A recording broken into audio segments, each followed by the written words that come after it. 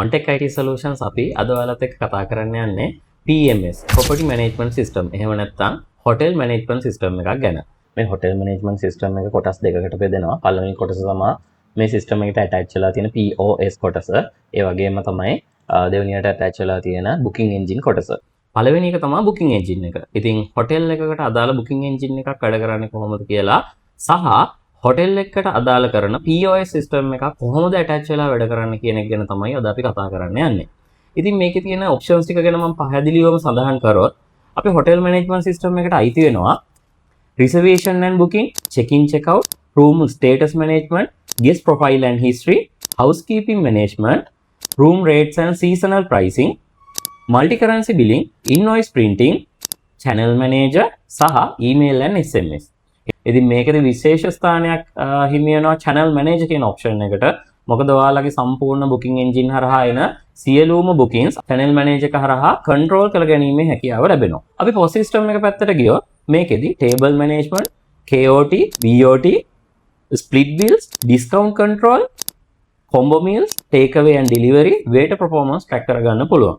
ඉතින් මේ data හරහා ඔබ සියලු දෙනාට අවශ්‍ය කරන සියලුම ආකාරයේ reports අපිට ලබා දීමේ හැකියාව තියෙනවා. ඒ වගේම තමයි මේකට attach වෙලා තියෙන advance account system එක හරහා ඔබ ආයතන වලට ගැලපෙන සියලුම accounts advance accounts level එක දක්වා ඔබලට handle කරගැනීමේ හැකියාව තියෙනවා. ඉතින් මේකෙදි අපි කලින් කතා කරලා තියෙන අපේ videos වල advance accounts module එක කරා හම්බ වෙන සියලුම වරප්‍රසාද ඔයාලට ලබා ගන්න පුළුවන්. එතකොට මේකෙදි ගත්තාම අපි පළවෙනියටම booking engine එක ගැන කතා කරොත් මේකේ ප්‍රධානම කොටස තමයි reservation calendar එක.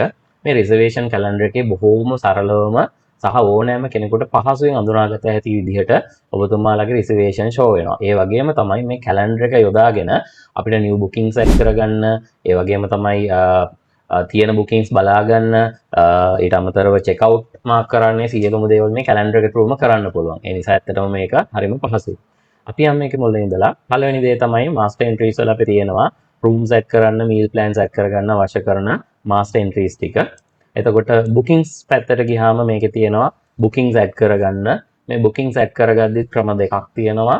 ඒක ගැන මම ඊළඟට කතා කරන්නම්.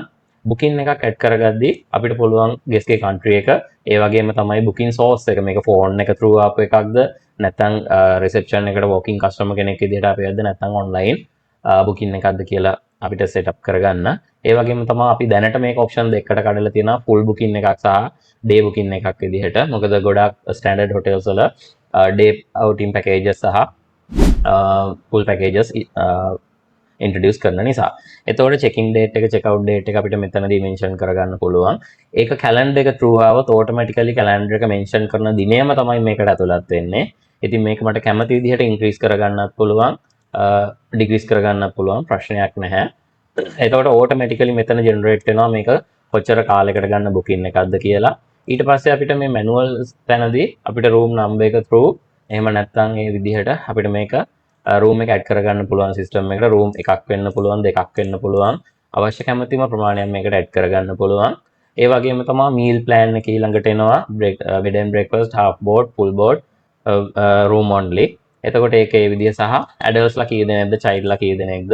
එතකොට මේක අපි විශේෂයෙන් සඳහන් කරගන්න ඕනේ room එකක් add කරද්දී අපි මේකේ හිටිය හැකි stay කරන්න පුළුවන් maximum head ගාණක් අපිට limit කරන්න පුළුවන්. ඉතින් ඒ limitations ඇතුලේ තමයි අපිට මේ booking එක දාන්න පුළුවන්. but ඔබතුමාලට අවශ්‍ය නම් ඒ limit එක නොදා ඉන්නත් පුළුවන්. ඒ සම්බන්ධයෙන් තමයි මෙන්න මෙතන මේ දැනුවත් කිරීමක් කරලා තියෙන්නේ.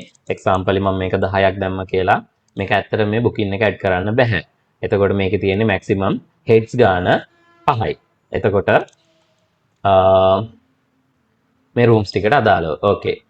ඊට පස්සේ customer ගේ විස්තර ටික, customer name එක, NICO passport, ඊට පස්සේ email address, phone numbers සහ total package එක කීයද කියලා automatically generate වෙනවා. ඒ වගේම තමයි එයාලට කැමති නම් මෙතනදී advance එකක් pay කරන්නත් පුළුවන්. ඒ advance එක pay කරද්දි මේක cash ද bank ද receipt number automatically generate වෙනවා. ඉතින් bank නම් ඒ අදාළ අපේ already accounts part එකෙන් accounts module එකෙන් generate කරලා තියෙන accounts ටික මෙතන show වෙනවා. ඊට අමතරව special notes එනවා නම් දාලා මේ booking එක create කරන්න පුළුවනි. එතකොට මේ booking එකෙන් පස්සේ මේ booking එක බුකින් ලිස්ට් එක through අපිට කන්ෆර්ම් කරන්න අවස්ථාව තියෙනවා. එක්සැම්පලි බුකින් එක දාපු ගාම කැලෙන්ඩර් එක අප්ඩේට් වෙන්නේ නැහැ. ඒකට හේතුව තමයි ගොඩාක් ඇඩ්වාන්ස් එකක් පේ කරොත් ඔටෝමැටිකලි බුකින් එක කන්ෆර්ම් වෙනවා. බට් ඇඩ්වාන්ස් එකක් පේ කරලා නැත්නම් ඒක ඕතරයිට් කෙනෙක් කන්ෆර්ම් කළොත් විතරයි. ඒ කියන්නේ කෝල් බෑක් කරලා වෙන්න පුළුවන්. යම් කිසි ඔබතුමාලා තීරණය කරන ක්‍රමවේදයකින් මේක මේ කන්ෆර්ම් කරගෙන හරියටම කන්ෆර්ම් කළොත් විතරයි පුළුවන්කම ලැබෙන්නේ මේ කැලෙන්ඩර් එකට මේ පර්මනන්ට් බුකින් එකක් එන්ටර් කරන්න. ඊට පස්සේ මේ බුකින් එක අපිට ට්‍රාන්ස්ෆර් කරන්න පුළුවන් චෙකින් එකකට. ඒ චෙකින් එකේදී සම්පූර්ණම බුකින් එකට අදාළ විස්තර ටික තියෙනවා සහ මෙන්න මේ ඉන්ටර්ෆේස් එකට බුකින් එක ඕටෝමැටිකලි මාරු වෙනවා. එතකොට මේක තමයි චෙකින් ඉන්ටර්ෆේස් එක. මේ චෙකින් ඉන්ටර්ෆේස් එකේ වෙන දේ තමයි ඩිරෙක්ට්ලි කස්ටමර් කෙනෙක් චෙක් වෙන්න આવොත් on time අපිට කෙලින්ම බුකින් එකක් නොදා අපිට චෙකින් එකටම ඩිරෙක්ට්ලි ඇක්සස් කරන්න පුළුවන්. එතකොට ගෙස්ට් ගේ නේම් එක, ප්‍රයිමරි නේම් එක, ඊමේල් ඇඩ්‍රස්, ෆෝන් නම්බර්ස් අර පුරුදු පරිදිම මේ ටික ඇඩ් කරගෙන අපිට පුළුවන් මෙතන චෙකින් එක කම්ප්ලීට් කරන්න. ඉතින් මේ වගේ තමයි මේ සිස්ටම් එක මැනේජ් වෙවි යන්නේ. එතකොට ඊළඟට මේ චෙකින් එක ඉවර වුණාට පස්සේ ඒක චෙක් අවුට් කරන එකේ සියලුම දේවල් මේ හොටෙල් කොටසේ ඇතුළත්. චෙක් අවුට් වෙන වෙලාවේදී රෙස්ටෝරන්ට් බිල් මොනවා හරි තියෙනවා නම් ඒ සියලුම දේවල් චෙක් අවුට් එකට ඉන්ක්ලූඩ් වෙනවා. ඉතින් මම දිගින් දිගට විස්තර කරන්න යන්නේ කාලය ගත වෙන නිසා. ඉතින් මේ විදිහට තමයි මේ කොටස යන්නේ. POS සිස්ටම් එකට ගියාම fully complete POS සිස්ටම් එකක් මෙතන තියෙනවා. මේකේ නැති දෙයක් නැති තරම් අවශ්‍ය කරන සියලුම දේවල් මේක ඇතුලේ මැනේජ් වෙනවා.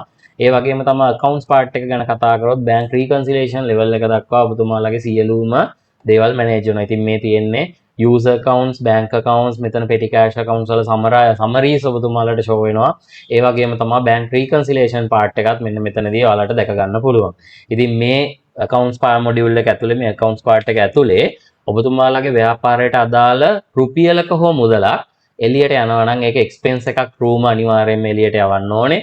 එතකොට ඒ expense එකක් through යවනකොට කිසිම ප්‍රශ්නයක් නැතුව හැම රුපියලකටම එවිඩන්ස් මේක ඇතුලේ තියෙනවා. සරලවම කිව්වොත් ඩිරෙක්ටර් කෙනෙක් වෙන්න පුළුවන් ප්‍රොෆිට් එකක් විදිහට හෝ මුදලක් එළියට ගන්නවා නම් ඒක ඩිරෙක්ටර්ගේ නමට එක්ස්පෙන්ස් එකක් විදිහට තමයි මේක ඇඩ් වෙන්නේ.